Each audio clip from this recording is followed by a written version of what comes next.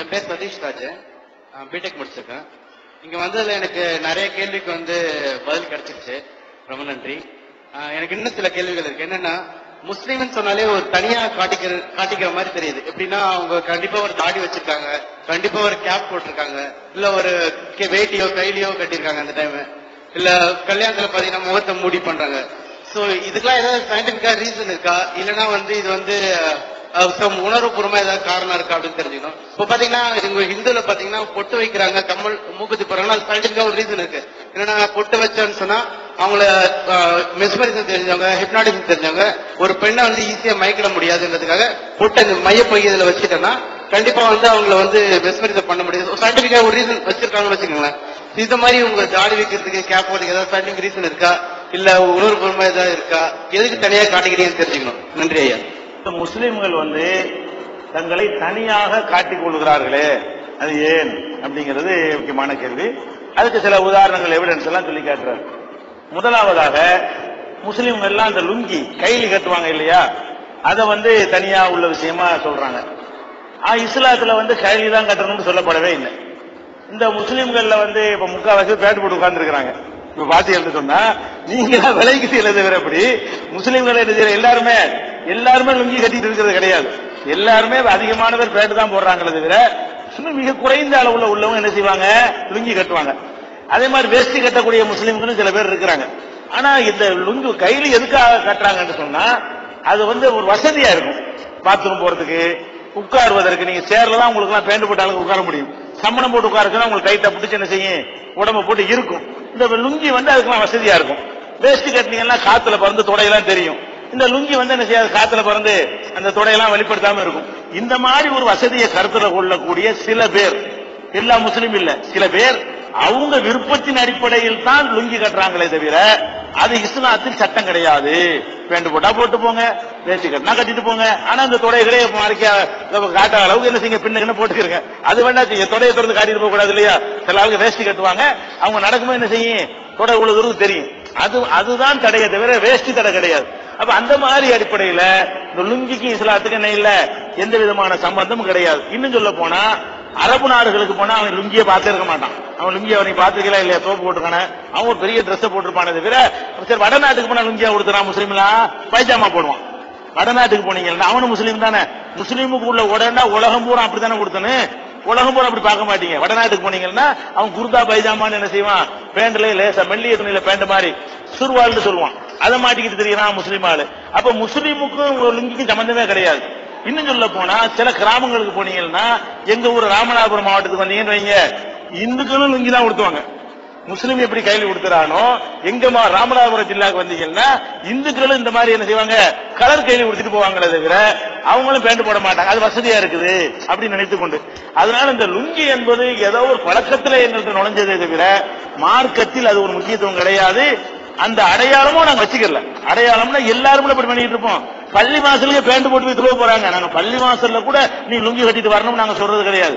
பள்ளி வாசல்ல தொழுவற ஆளுகளை பாத்தீங்கன்னா அதிகமான பேரு பேண்ட் போட்டு தொழக்கூடியவர்களை பார்க்கலாம். அது ஒரு விஷயம். அடுத்து என்ன வித்தியாசமா நீங்க காட்டுறீங்கன்னு கேட்டா, தொப்பியை சொல்றீங்க. தொப்பி எடுத்துக்கிட்டீங்கன்னா இங்க வந்திருக்கக்கூடியதுல மொத்தம் எடுத்துட்டு 5 பேர் தொப்பி போட்டுருக்காங்க. இங்க மொத்தம் நான் எண்ணிட்டேன். அவர் கேள்வி கேட்கும்போது எண்ணிட்டேன், 5 பேர் தான் தொப்பி தெரியுது. அப்ப அவ்வளவு முஸ்லீம் தொப்பி போடல. தொப்பியை ஒரு அடையாளமா என்ன செய்யல, நாங்க ஆக்கணும் எல்லாரும் போட்டுருக்கணுமா இல்லையா. தொப்பியை பொறுத்த வரைக்கும் இஸ்லாத்திற்கும் தொப்பிக்கும் எந்த விதமான சம்பந்தமும் கிடையாது. தொப்பி போடணும் என்று எங்க மார்க்கத்தில் சொல்லப்படவே கிடையாது. தொப்பி எப்படி வந்துச்சு, அப்ப நீ போட்டிருக்கேன்னு சந்தேகம் மனசுல உங்களுக்கு இருக்குது, அது கிடைச்சா நான் சொல்றேன். தொப்பி எப்படி வந்தது என்று சொன்னால், உலகத்துக்கெல்லாம் ஒரு இஸ்லாமியர்களுக்கு தலைமை சவுதி ஒரு காலத்துல தலைமையா இருந்தது. ஒரு காலத்துல துருக்கி இருக்குல்ல, துருக்கி நாடு, அந்த துருக்கி உலக முஸ்லிம்கள் எல்லாம் தலைமைத்துவமா இருந்தது. அங்கதான் இஸ்லாமிய அரசாங்கம் இருக்கும். அவங்கதான் முக்கியமான டிசிஷன் எல்லாம் எடுப்பாங்க. அவங்களுடைய கையில தான் மக்காவெல்லாம் இருக்கும். மக்கா மதீனாவெல்லாம் துருக்கியர்கள் கையில தான் இருக்கும். அவங்கதான் அதை நிர்வாகம் பண்ணுவாங்க. அப்ப துருக்கியர்கள் கையில இருந்த காரணத்தினாலதான் எங்களுக்கு கூட துருக்கேன்னு பெயர் வந்தது. துருக்கேன் துருக்கேன் வந்துச்சு பாத்தீங்களா, துருக்கங்கிறாங்களே, அது கூட ஏன் வந்துச்சுன்னு கேட்டா, துருக்கிய தலைமையா கொண்டிருக்கிறாங்க அப்படின்னு நினைத்து கொண்டுதான் பாரதியார் கூட பாட்டு படிப்பாரு. தில்லி துருக்கர் செய்த பழக்கம் அப்படின்னு சொல்லுவாரு. திக்கை வணங்கும் துருக்கர். திக்கை நாங்க வணங்கல, அவர் வார்த்தைக்காக சொல்லி காட்டுறேன். திக்கை வணங்கும் துருக்கர் அப்படின்னு சொல்லுவாரு. அப்ப துருக்கர்ங்கிற சொல்லுதான் துலுக்கன்னு சொல்லி என்ன செய்யுது பின்னாடி அது மாறுகிறது. அப்ப துருக்கி தான் எங்களுக்கு தலைமை அப்படின்னு ஒரு காலம் வரும் பொழுது அந்த காலகட்டத்தில் துருக்கியர்கள் அவங்க நாட்டுல கலாச்சாரம் தொப்பி போடுறது, துருக்கி நாட்டு கலாச்சாரம் தொப்பி போடுறது, அவன் எல்லாம் தொப்பி போட்டுட்டு இருப்பான். அதை பார்த்து நம்மளுக்கு என்ன பண்ணிட்டான், நம்ம துருக்கின்னு சொல்றாங்க நம்மளும் தொப்பி போட்டா என்ன அப்படின்னு சொல்லி எங்க ஆட்களுக்கு உண்டானது தானே தவிர நபிகள் நாயகம் தொப்பியே போட்டது கிடையாது. அழகா சீவி ஸ்டைல் பண்ணி அழகா நெளியா விட்டு நடுவுல முடி எடுத்து நெத்தியில எல்லாம் விட்டுருப்பாங்க. அந்த மாதிரி ஸ்டைலாகத்தான் நபிகள் நாயகம் இருந்திருக்கிறாங்க, அப்படிதான் இருக்க சொல்லி இருக்கிறாங்க. தொப்பி என்பது போட்டா ஒரு அடையாளமா போட்டுக்கலாம். நான் எதுக்கு அதை போடுறேன்னு கேட்டா மார்க்கத்துல போடணுங்கிறதுக்காக போடுறது கிடையாது. நான் இந்த மாதிரி பொது சபையில போடுற காரணம் என்னன்னு கேட்டா எங்க மக்கள் விளங்காம தொப்பி போடுவது இஸ்லாத்துடைய கடமைன்னு சொல்லி விளக்கி வச்சிருக்கான். பள்ளி வாசலுக்கு தொப்பி இல்லாம உள்ள விடமாட்டாங்களாம், போடு எழுதி போட்டுருக்கான். தொப்பி இல்லாதவர்கள் உள்ள வரக்கூடாதுன்னு சொல்லி போட்டுருக்கான். நாங்க தொப்பி போட மாட்டோமா, எங்களை விரட்டி விட்டுருவோம், தொப்பி போடாது. அப்ப இந்த மாதிரி இருக்கனால என்ன பண்றோம், அப்ப தொப்பி தான் இஸ்லாத்துடைய அடையாளம் இவன் தப்பா விளங்கி இருக்கிறதுனால நம்ம ஒரு செய்தியை சொல்றோம்.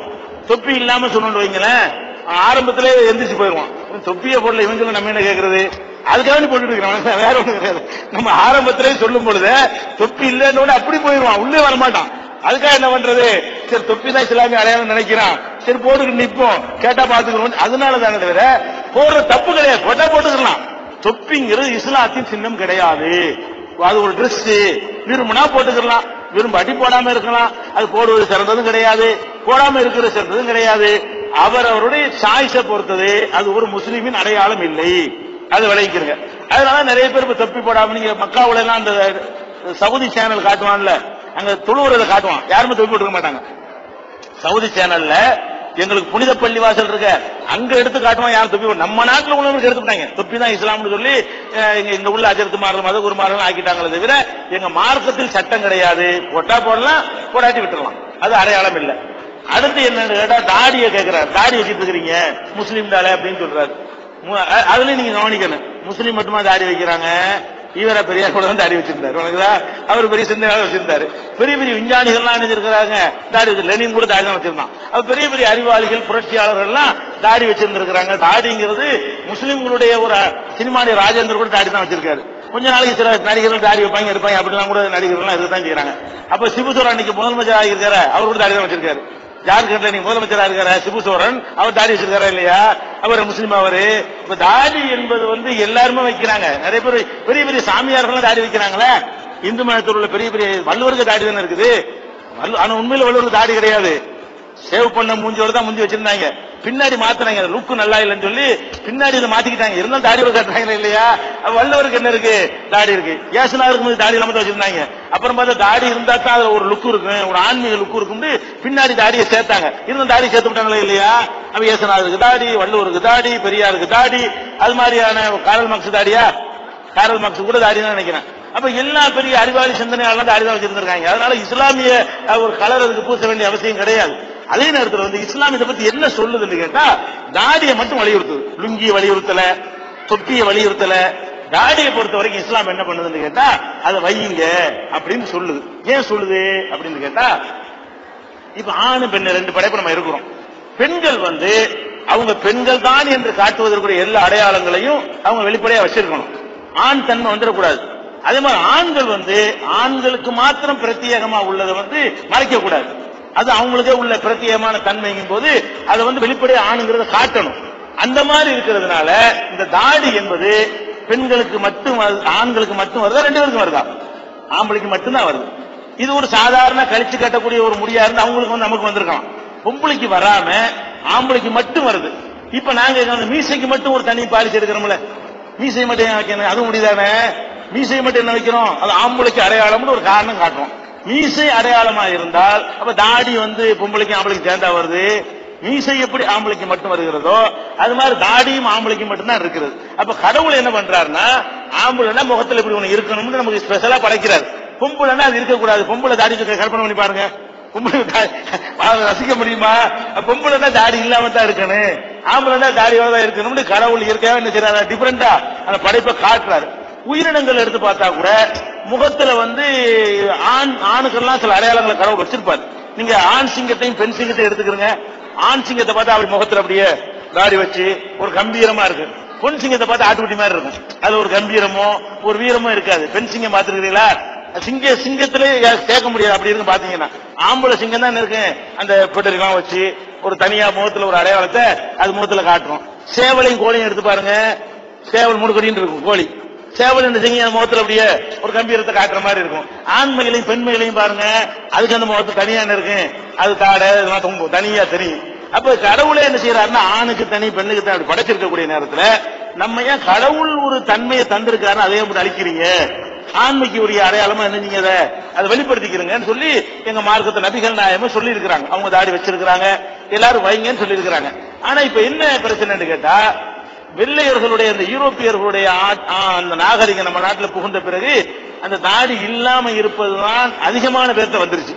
அதிகமான பேர்த்த இருக்கும் பொழுது கொஞ்சம் பேர் ஒண்ணு செய்யறான்னு வைங்களேன், அது வித்தியாசமா கவனிப்பாங்க. அதான் அழகுன்னு நினைக்கிறாங்க. தாடி இல்லாம இருக்கிறது தான் அழகுன்னு அவங்க நினைச்சுக்கிட்டு இருக்கிறாங்க. ஆனா உண்மையில பாத்தீங்கன்னா தாடி தான் ஒரு ஆம்பளைக்கு அழகு, ஆம்பளைக்கு மட்டும் வரக்கூடியது ஆம்பளைக்கு அழகு. இப்படி பார்த்து பார்த்து பழகுனதுனால எல்லாரும் தாடி இல்லாம இருக்கிறோமா, நம்மளும் தாடி இல்லாம தான் இருக்கணும்னு அப்படி இருந்ததுதானே தவிர ஊர்ல அப்படித்தானே வரேன். ஒருத்தன் சட்டையை போட்டு கிழிச்சிட்டு போனான்னு வைங்க, முதல் நாளைக்கு போகும்போது கிழிச்சிட்டு போனான்னு சொல்லுவாங்க. 50 பேர் போட்டான்னு வைங்களா, ஃபேன்சி நாகரிகமா போயிடும், அது மாதிரி போயிடுவாங்க. அந்த மாதிரி தான் இந்த பழக்கம் வந்திருக்கே தவிர தாடி தான் சரியான ஒரு விஷயம். நீங்க எல்லாரும் தாடி வைக்காத காரணத்தினால அது ஒரு வித்தியாசமா தெரிகிறது. ஏன் அது வைக்கல? உங்களுக்கு என்ன தடை? தாடி சல்பேட் யூரியாவெல்லாம் போடணுமா? அதான் வளராதா? விட்டா வளர்ந்துட்டு போகுது, பெரிய கஷ்டமே கிடையாது. அதை எடுக்கிறது தான் செலவு. பொருளாதாரத்தை எடுத்துக்கிட்டாலும் தாடி எடுக்கிறது தான் டெய்லி என்ன செய்யறது, சேவ் பண்றதுக்காக வேண்டி டெய்லி 25 ரூபாய் செலவழிக்க வேண்டியிருக்கு.